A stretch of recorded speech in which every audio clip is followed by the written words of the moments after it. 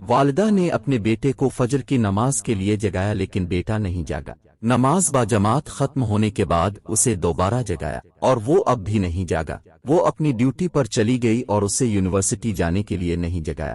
بیٹے کا صبح 9 بجے امتحان تھا۔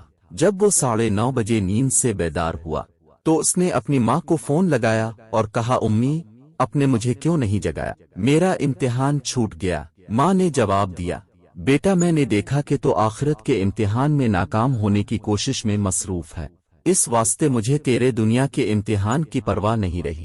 ہمارے معاشرے میں 4 سال کے بچے کو صبح 7 بجے اٹھا دیا جاتا ہے کہ اسکول جانا ہے، لیکن 15 سال کے نوجوان کو فجر کی نماز کے لیے نہیں اٹھایا جاتا کہ ابھی بچہ ہے۔ لمحہ فکریہ، نماز فجر کا ادا کرنا انسان کی شیطان کے خلاف سب سے پہلی فتح ہے۔